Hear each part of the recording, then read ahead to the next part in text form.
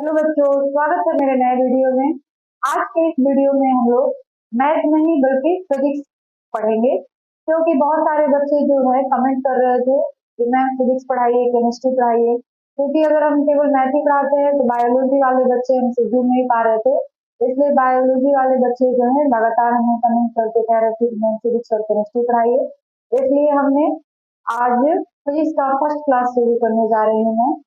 और मैं यही चाहूंगी कि ये हमारा फिजिक्स का फर्स्ट क्लास है। और इस वीडियो को आप लोग ज्यादा से ज्यादा लाइक, शेयर और सब्सक्राइब करें, ताकि हमें फिजिक्स पढ़ाने के लिए और ताकत मिले और मैं इसे ज्यादा अच्छे तरीके से पढ़ा सकूं। ठीक है, तो चलिए हम लोग स्टार्ट करते हैं। आज हम लोग फिजिक्स का फर्स्ट क्लास देख रहे हैं, तो इसमें हम लोग जो फिजिक्स है उसको बिल्कुल शुरू से जानने की कोशिश करेंगे। जो बच्चे 11 नहीं पढ़े किसी भी रीजन से, चाहे जो भी रीजन रहा हो, उनको समय ना मिला हो या वो लापरवाही कर दिए हो, बिल्कुल पढ़ ना पाए हो, तो मैं उन बच्चों से यही कहूंगी कि आप बिल्कुल आज स्टार्टिंग से फिजिक्स पढ़ेंगे और मैं कोशिश करूंगी कि बिल्कुल अच्छे से आपको समझा सकूं। तो पढ़ने के लिए ये जरूरी है कि सबसे पहले आप पेन और कॉपी दोनों चीजें साथ लेकर बैठे, ताकि मैं जो भी चीजें बताऊं आप उसको नोट करते चले। ठीक है, तो चलिए हम लोग आज स्टार्ट करें lesson number first. Lesson number first जो है फिजिक्स का, वो है विद्युत आवेश तथा क्षेत्र। हम लोग एनसीईआरटी की न्यू बुक जो है क्लास 12 की, उसी को फॉलो करेंगे। बिल्कुल एनसीईआरटी की बुक से ही पढ़ेंगे, सारे टॉपिक्स जो होंगे, सारे न्यूमेरिकल्स जो होंगे, एनसीईआरटी की न्यू वाली बुक से ही फॉलो किए जाएंगे और मैं इसी बुक से आपको पढ़ाऊंगी। ठीक है, तो चलिए फिजिक्स का क्लास 12 का जो फर्स्ट चैप्टर है वो है वैद्युत आवेश तथा क्षेत्र। यह जो चैप्टर है स्थिर वैद्युतिकी से आता है, जिसको हम लोग इलेक्ट्रोस्टैटिक्स बोलते हैं। तो अब तो ये बात हो गई कि स्थिर वैद्युतिकी क्या है। स्थिर वैद्युतिकी जो है फिजिक्स का यानी भौतिक विज्ञान का एक ऐसा ब्रांच है, एक ऐसी शाखा है जिसमें हम लोग केवल स्थिर आवेश के बारे में अध्ययन करते हैं। ठीक है, स्थिर वैद्युतिकी क्या है? तो भौतिक विज्ञान की एक ऐसी शाखा है जिसमें हम लोग केवल और केवल स्थिर आवेश के बारे में पढ़ते हैं। ठीक है, तो जो हमारा पहला चैप्टर है वैद्युत आवेश तथा क्षेत्र, यह भी स्थिर वैद्युतिकी का ही एक पार्ट है। क्लियर है? इसमें हम लोग केवल वैसे आवेशों की चर्चा करेंगे जो स्थिर हो, गतिमान ना हो। ठीक है, अब नाम ही है चैप्टर का वैद्युत आवेश तथा क्षेत्र। ठीक है, तो सबसे पहले तो हमको ये पता होना चाहिए कि आवेश क्या है, आवेश किसे कहते हैं। ठीक है, आवेश क्या चीज होता है? तो आवेश किसी भी पदार्थ का वह भौतिक गुण है जिसके कारण वह किसी दूसरी वस्तु को अपनी ओर खींचता है। ठीक है, आवेश क्या है? आवेश किसी भी वस्तु का, किसी भी पदार्थ का वह भौतिक गुण है जिसके कारण वह किसी दूसरी वस्तु को अपनी ओर खींचता है या आकर्षित करता है। ठीक है, तो सबसे पहले हम लोग इसी के बारे में जाने, आवेश के बारे में। ठीक है, आवेश, आवेश क्या है? आवेश किसी भी वस्तु का, किसी भी वस्तु कह सकते हैं या किसी भी पदार्थ कह सकते हैं, किसी भी पदार्थ का वह भौतिक गुण है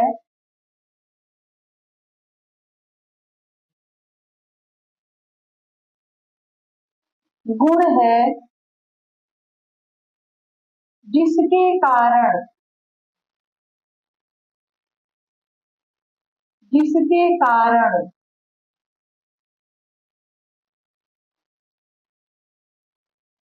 वह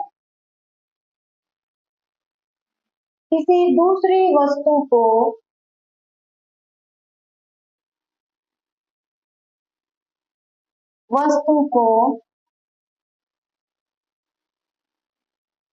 अपनी ओर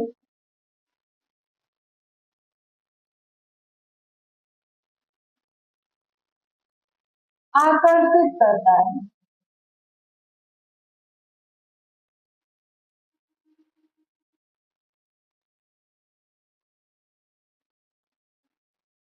आकर्षित करता है या खींचता है। ठीक है, ऐसे भी कर सकते हैं, या आप चाहे तो आप एक और भी आप इसका डिफिनेशन बता सकते हैं। या आवेश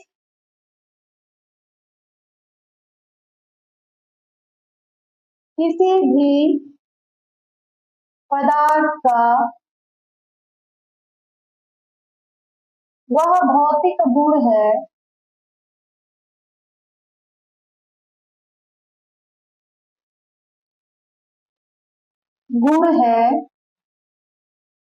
जिसके कारण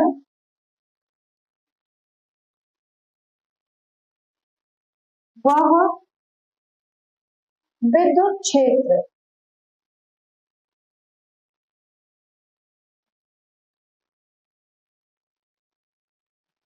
तथा चुंबकीय क्षेत्र उत्पन्न करता है।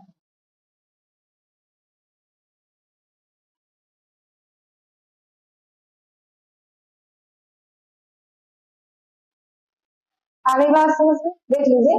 आवेश की हमने यहाँ पे दो परिभाषा लिखा है। एक, आवेश किसी भी पदार्थ का या किसी भी वस्तु का वह गुण है जिसके कारण वह किसी दूसरी वस्तु को अपनी ओर आकर्षित करता है। या दूसरा डेफिनेशन भी हमने लिखा हुआ है कि आवेश किसी भी वस्तु का या किसी भी पदार्थ का वह भौतिक गुण है जिसके कारण वह विद्युत क्षेत्र या चुंबकीय क्षेत्र उत्पन्न करता है अपने चारों ओर। ठीक है, अब आवेश को हम किससे प्रदर्शित करते हैं, आवेश की उत्पत्ति कैसे हुई, ठीक है, इसकी खोज किसने की। तो ये तो हो गया आवेश, कि आवेश किसी भी पदार्थ का या किसी भी वस्तु का वह भौतिक गुण है जिसके कारण वो किसी दूसरी वस्तु को अपनी ओर खींचता है। इसकी खोज कैसे हुई, किसने की, तो इसकी खोज जो थी फिल्स नाम के वैज्ञानिक ने 600 ईस्वी पूर्व में किया था। ठीक है, इसकी खोज फिल्स ने की थी। उसके बाद आवेश को हम लोग किससे प्रदर्शित करते हैं, ठीक है, तो आवेश को हम लोग क्यू द्वारा प्रदर्शित करते हैं। ठीक है, जो आवेश होता है उसको हम लोग क्यू द्वारा प्रदर्शित करते हैं। ठीक है, आवेश की खोज,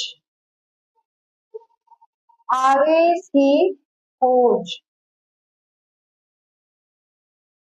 आवेश की खोज किसने की थी, तो आवेश की खोज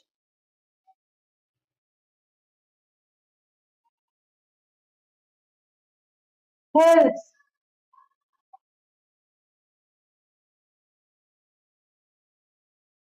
ने की थी।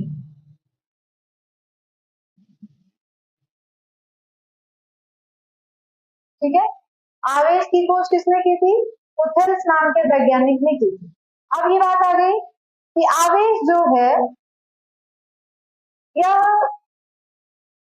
किससे प्रदर्शित किया जाता है, जैसे हमने पढ़ा है ना कि प्रतिरोध को R से प्रदर्शित करते हैं, विभवांतर को V से प्रदर्शित करते हैं, चार्ज को C से प्रदर्शित करते हैं, सॉरी चार्ज यानी आवेश को हम लोग Q से प्रदर्शित करते हैं। तो लिखेंगे आवेश को, आवेश को Q कैपिटल लिखिए या फिर स्मॉल लिखिए द्वारा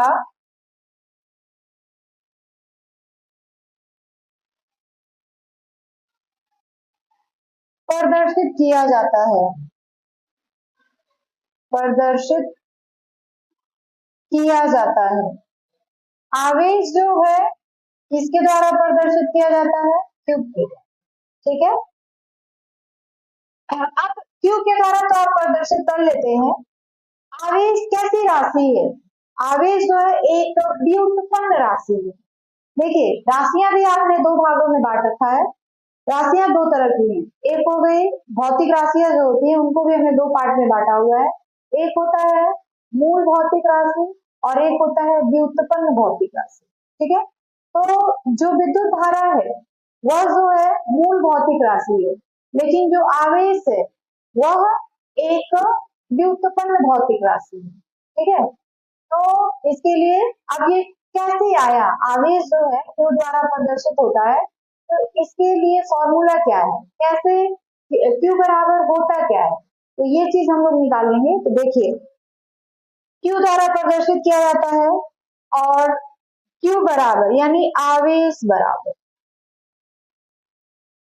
आवेश यानी क्यू बराबर क्या होता है, वैद्युत धारा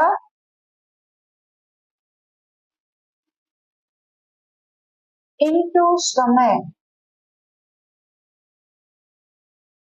ठीक है, वैद्युत धारा को यानी क्यू बराबर, वैद्युत धारा को हम लोग किसे दिखाते हैं, वैद्युत धारा को हम लोग आई से दिखाते हैं और समय को हम लोग किसे दिखाते हैं, टी से, यानी क्यू बराबर क्या हो गया, आई इंटू टी। आगे बात समझ रहे हैं, क्यू क्या है, आवेश है और क्यू बराबर क्या होता है, आई इंटू टी। अब आवेश जो है एक भौतिक राशि, ये हम जान गए, वह भी कैसी भौतिक राशि है, एक व्युत्पन्न भौतिक राशि है। ठीक है, इसका जो फॉर्मूला होता है वो बनाया जाता है, दो भौतिक राशियों को मिलाकर के इसका फॉर्मूला बनाया जाता है। तो Q बराबर क्या हो गया, I इंटू टी। ठीक है, अब वैद्युत आवेश कैसी राशि है, नहीं तो इसका पहले हम लोग बीमा लिख लेते हैं।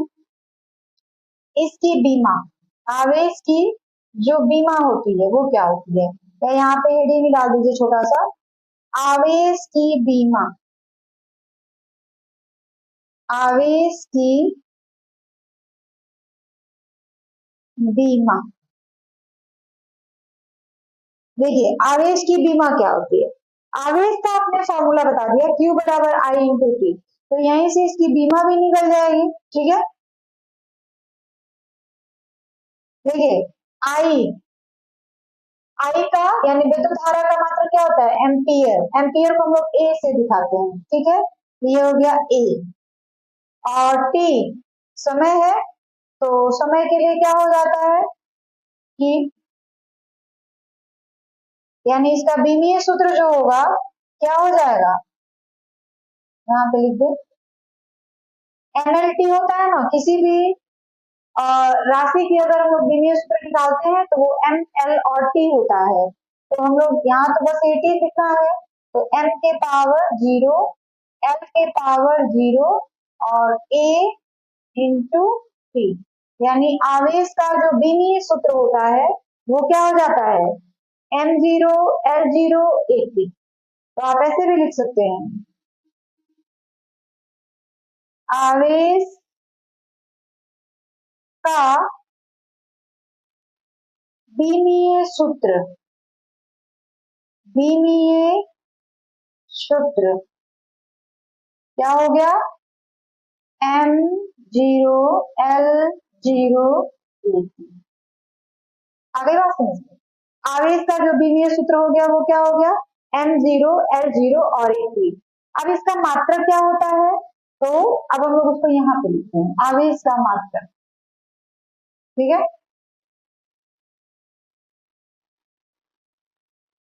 यहाँ पे लिखेंगे आवेश का मात्रक, आवेश का मात्रक।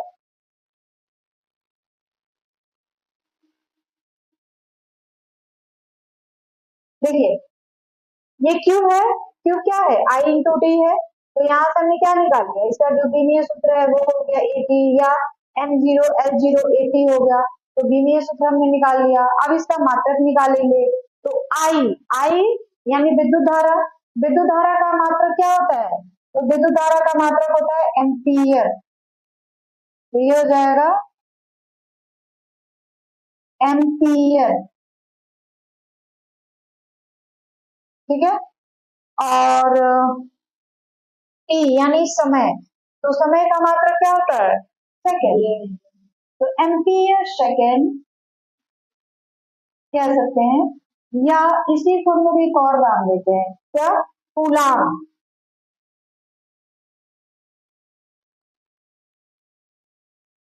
कूलाम, आगे बात समझ में, या आप डायरेक्ट लिख लीजिए। आवेश का जो SI मात्रक होता है वो क्या होता है, कूलाम होता है। कूलाम को हम लोग किससे प्रदर्शित करते हैं, C से।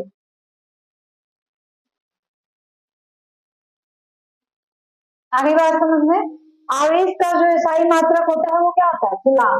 और कूलाम को हम लोग किससे दिखाते हैं, C से। ठीक है, एक कूलाम बराबर, या कहा जाए कि जो एक इलेक्ट्रॉन होते हैं उसमें कितने आवेश होते हैं, एक इलेक्ट्रॉन पर आवेश, एक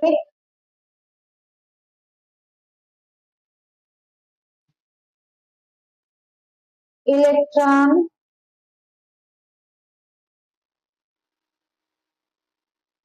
पर आवेश कितने के बराबर होता है, वो कितना होता है, 1.6 इंटू 10 के पावर -19 कूलाम। जो हमारे पास एक इलेक्ट्रॉन होता है उस पे कितना कूलाम आवेश होता है, 1.6 इंटू 10 के पावर -19।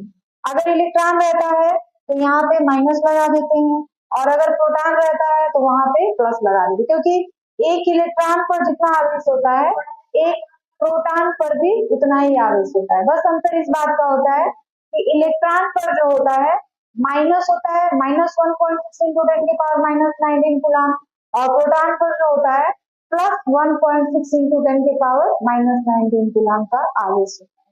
ठीक है, तो अब एक कूलाम आवेश जो होता है कितने के बराबर हो गया, या कहा जाए कि एक इलेक्ट्रॉन पर कितना आवेश हो गया, -1.6 इंटू 10 के पावर -19 कूलाम।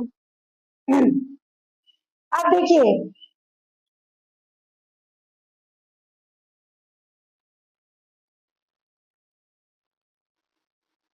एक कूलाम आवेश, ये तो था कि एक इलेक्ट्रॉन पर कितना आवेश हो गया, -1.6 इंटू 10 के पावर -19 कूलाम आवेश होता है।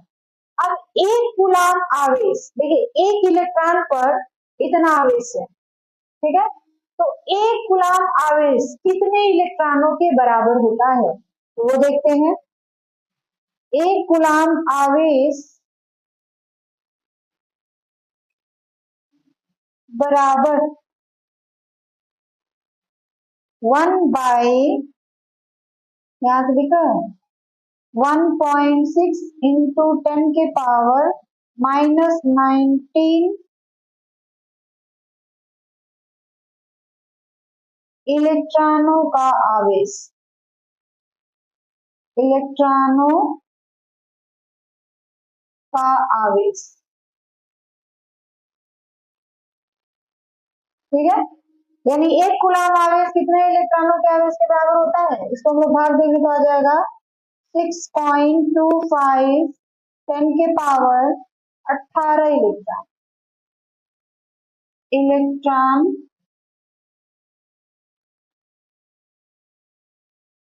का आवेश। अभी बात समझ में, चलिए अब एक बार फिर से हम लोग देख लेते हैं पूरा कि आवेश, इसमें पूरा तो आवेश ही के बारे में बताया गया है। आवेश क्या है, तो आवेश किसी भी पदार्थ का वह भौतिक गुण है जिसके कारण वह किसी दूसरी वस्तु को अपनी ओर आकर्षित करता है या फिर खींचता है। आप एक दूसरा भी इसकी परिभाषा बता सकते हैं, डिफिनेशन बता सकते हैं। आवेश किसी भी पदार्थ का वह भौतिक गुण है जिसके कारण वह विद्युत क्षेत्र या चुंबकीय क्षेत्र उत्पन्न करता है। ठीक है, अगर गतिमान आवेश होगा तो वह चुंबकीय क्षेत्र उत्पन्न करेगा, और अगर स्थिर आवेश होगा तो विद्युत क्षेत्र उत्पन्न करेगा। ठीक है, अब देखिए क्या है, आवेश की खोज, आवेश की खोज थॉर्स ने की थी। दूसरी बात, आवेश को क्यू द्वारा प्रदर्शित किया जाता है। आवेश एक व्युत्पन्न राशि है, ठीक है, और आवेश कैसी राशि है पहले तो ये भी जान लीजिए कि आवेश जो है वह सदिश राशि है कि अदिश राशि है, तो यहीं पे लिख दिया जाए क्या, आवेश एक अदिश राशि है। कहीं पे नोट में लिख लीजिएगा, यहाँ पे ना लिखिए, एक लिखते हैं, आवेश एक अदिश राशि है, आवेश एक अदिश राशि है, अदिश राशि है। ठीक है, अब आवेश को हम लोग किसे दिखाते हैं, क्यू से। क्यू बराबर क्या होता है, विद्युत धारा इंटू समय, यानी क्यू बराबर आई इंटू टी। क्यू बराबर हो गया आई टी। आवेश की बीमा क्या होती है, तो विद्युत धारा के लिए ए होता है और टी के लिए कैपिटल मतलब समय के लिए टी होता है। अब हमको M0 L0 AP, क्योंकि कोई भी बीमीय सूत्र जब आप लिखते हैं तो उसमें M L और T तीनों होना चाहिए, तो इसलिए हमने क्या लिखा, M0 यानी 1, L0 1, AP। आवेश एक अदिश राशि है। आवेश का एसआई मात्रक क्या होता है, कूलाम होता है। आवेश का एक और भी मात्रक होता है जिसको हम लोग फैराडे कहते हैं। एक फैराडे बराबर 96,500 कूलाम के बराबर होता है। तो आवेश का एक एसआई मात्रक जो होता है कूलाम होता है, और एक दूसरा यानी अन्य मात्रक जो होता है फैराडे भी होता है।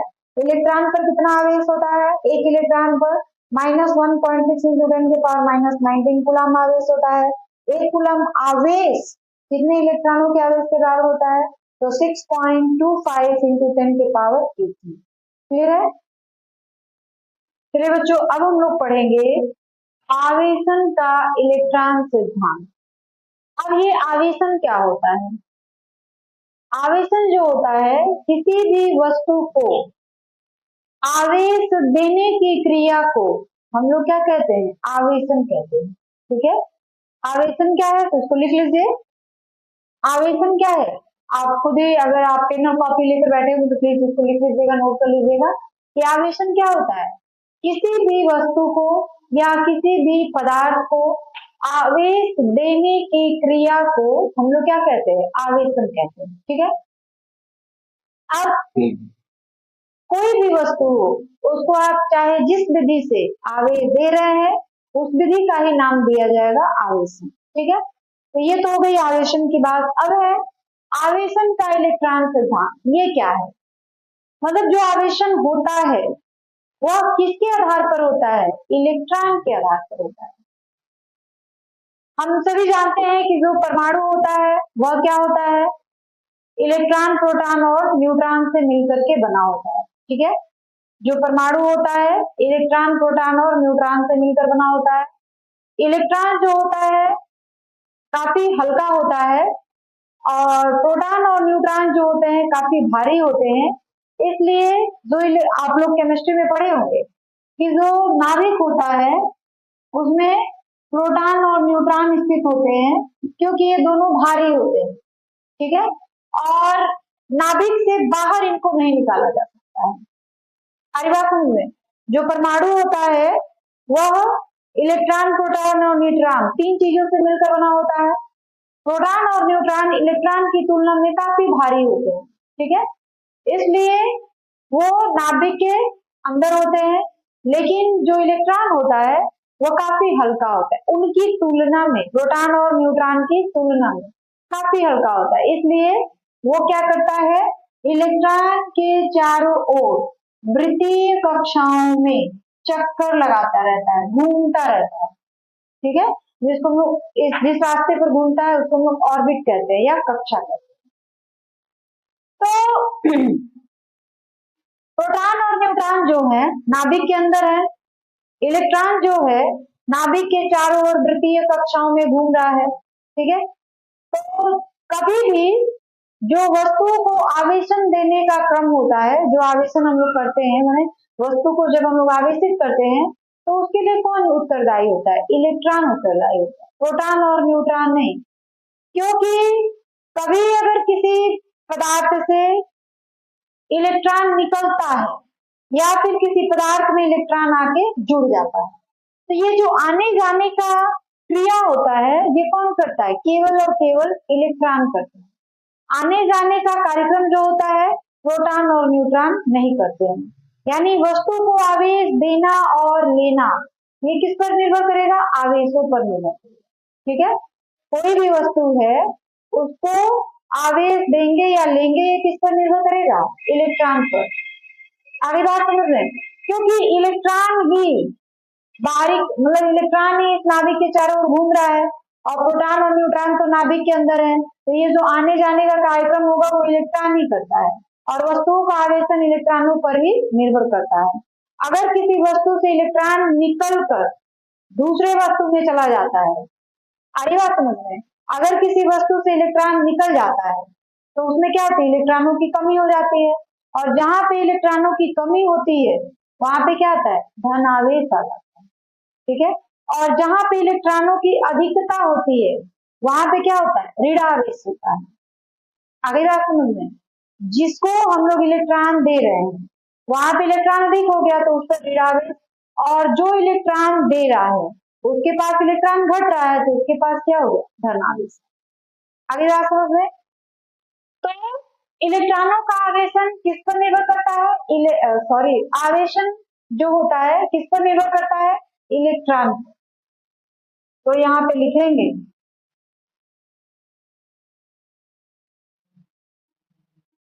किसी पदार्थ को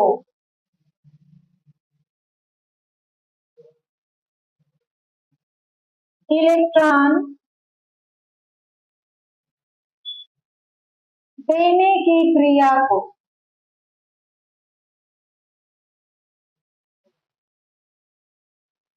आवेशन कहते हैं।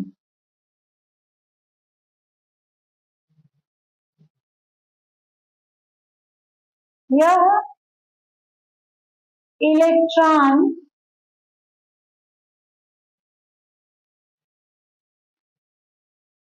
पर निर्भर करता है, यह इलेक्ट्रॉन पर निर्भर करता है, ठीक है। इलेक्ट्रॉन पर कैसे निर्भर करता है, तो किसी वस्तु में अगर इलेक्ट्रॉन की अधिकता हो गई तो वह धन आवेशित हो गया, और किसी वस्तु में इलेक्ट्रॉन की कमी हो गई तो वह ऋण आवेशित, सॉरी, किसी वस्तु में अगर इलेक्ट्रॉन की अधिकता हो गई तो वह ऋण आवेशित हो गया, और किसी वस्तु में इलेक्ट्रॉन की कमी हो गई तो वह धन आवेशित हो गया, ठीक है। तो इस तरह से देखिए, वस्तुओं के आवेशन के लिए केवल कौन उत्तरदायी होता है, इलेक्ट्रॉन। एक नंबर, यदि किसी वस्तु में इलेक्ट्रॉन की अधिकता होती है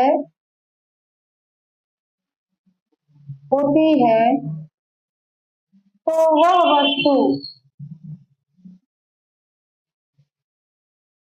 अधिकता हो गई तो वह वस्तु ऋण आवेशित हो जाता है, ऋण आवेशित होता है,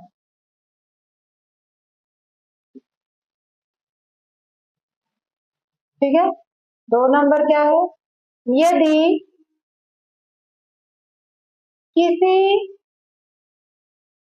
वस्तु में इलेक्ट्रॉन की कमी होती है तो वह वस्तु धन आवेशित हो जाता है,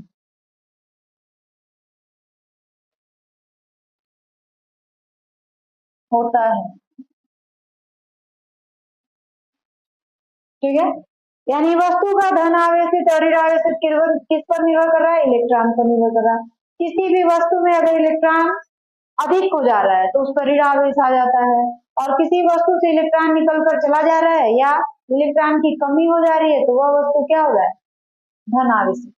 इतनी बात समझ आ रही है कि कोई भी वस्तु धन आवेशित कब होता है, जब उसमें इलेक्ट्रॉन की कमी हो जाती है, ठीक है, तब वह जो वस्तु होती है वह धन आवेशित हो जाती है, और जब किसी वस्तु पर इलेक्ट्रॉन की अधिकता हो जाती है तो वह वस्तु जो होता है क्या हो जाता है, ऋण आवेशित हो जाता है। इतनी सी बात समझ आ गई। चलिए अब आगे बढ़ते हैं।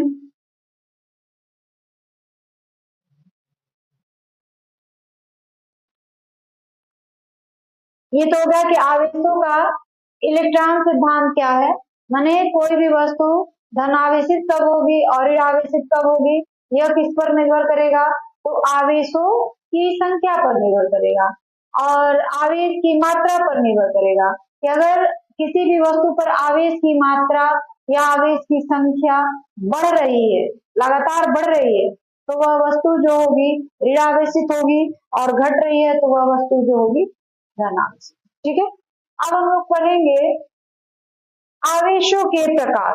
इस हिसाब से आवेश कितने प्रकार के हो गए? आवेश 2 प्रकार के हो गए। अब हम लोग लिखेंगे आवेशों के प्रकार। ठीक है, आवेश 2 प्रकार के होते हैं, देख लीजिए कौन कौन।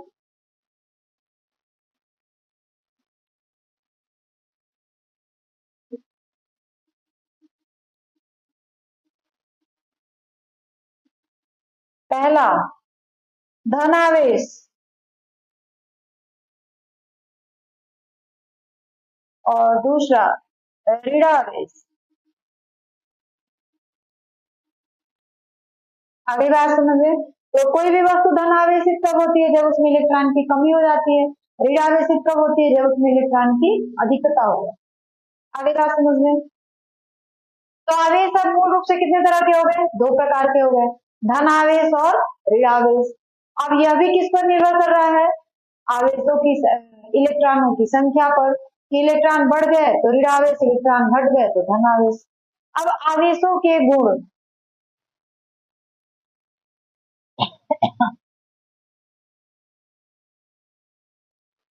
आवेशों के गुण।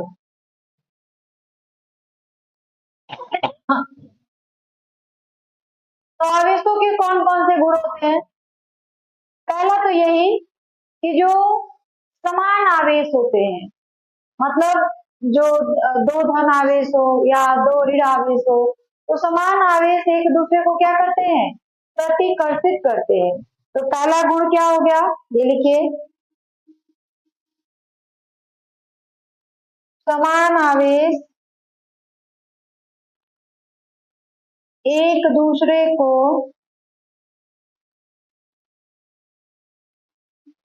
प्रतिकर्षित करते हैं।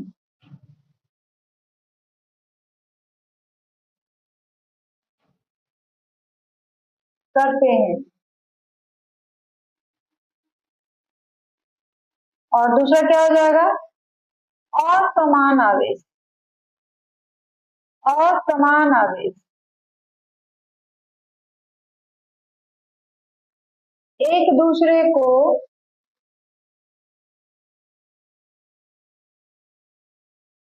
आकर्षित करते हैं। आकर्षित करते हैं। आगे बात समझ में।